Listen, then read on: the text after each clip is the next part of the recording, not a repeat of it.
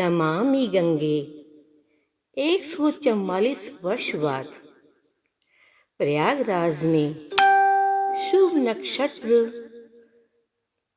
का कुंभ में से जो अमृत छलका और चारों दिशाओं में शंखनाद बज उठा, उस वक्त सूरज आसमान से देख रहा था 1.5 माह से, जिसकी संख्या नहीं गिनी जा सके।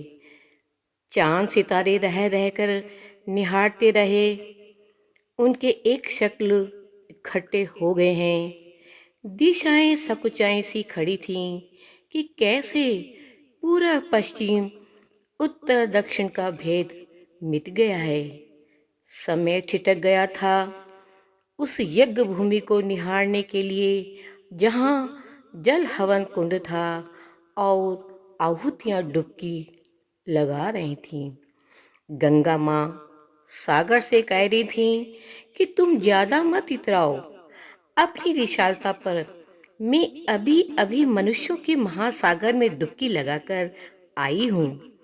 सारी नदियाँ बतिया रही थीं कि हम मिलती हैं एक दूसरे से, लेकिन कुंभ जैसे हम बड़भागी क्यों नहीं हैं।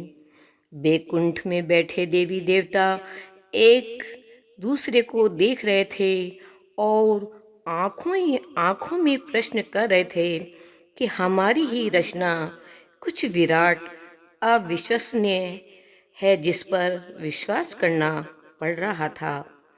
कोई अव्यक्त था तो कोई व्यक्त था। यह विशेष रूप का प्रयाग राज था जहाँ बिंदु में सिंधु समाया था।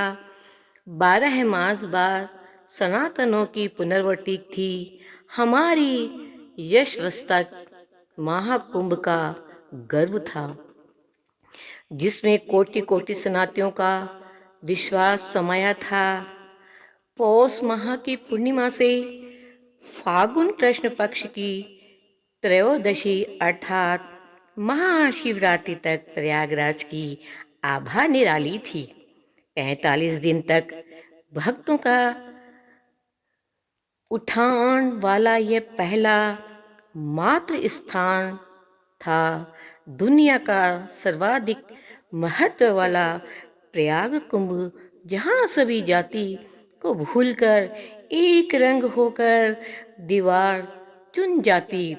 याद रह जाता माई गंगा में नहाना और प्रार्थनाओं में छिपाकर लाई हुई प्रयागराज को सौंप देना।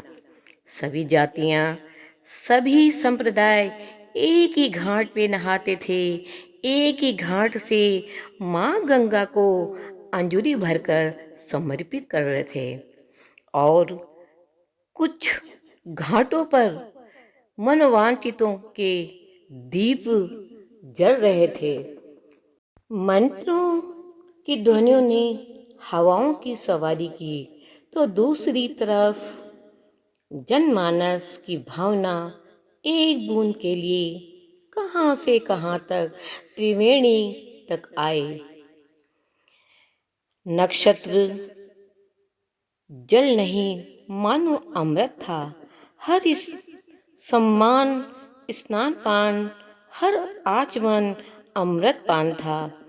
जैसे गंगा और यमुना दोनों के मिलन से वह सरस्वती अदृश्य थी, उसी तरह जनमानस की भक्ति दिखाई दे रही थी, लेकिन देव देवता की ध्वनि अदृश्य थी।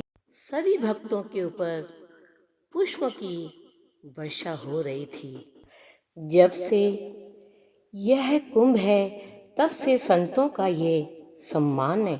संसार को छोड़कर परमात्मा को पाने की राहों को पकड़कर इस दिन सारा संत समाज माँ पर निछावर रहते हैं। संतों के ये शाही स्नान देखने के लिए दिन भर ये नयन अपलक रहते हैं। संतों ने अपने भक्तों के लिए अपने अपने घाटों पर व्यवस्था बनाई, वह राजमहल से कम नहीं। कहीं पर मंदिरों का भव्य स्वरूप, तो कहीं किलों के स्वरूप। जो भी भक्त कुंभ में नहीं आ सके, उन्होंने घर बैठे संतों के और इन मंदिरों के दर्शन कर लाभ उठाया। पूर्ण समर्पण से हम सनातन धर्म को नमन करें। राग, द्वेष, नफरत को मन से अपने दूर करें। कर्म भाव में व्यस्त रहकर प्रेम भाव में रमण करें। ईर्ष्या और घृणा को मिटाकर एकता अखंडता की ज्योति को चारों दिशाओं में लेकर अखंडता का नारा लगाएं। नमन गंगे, हर हर गंगे, ओम नमः शिवाय।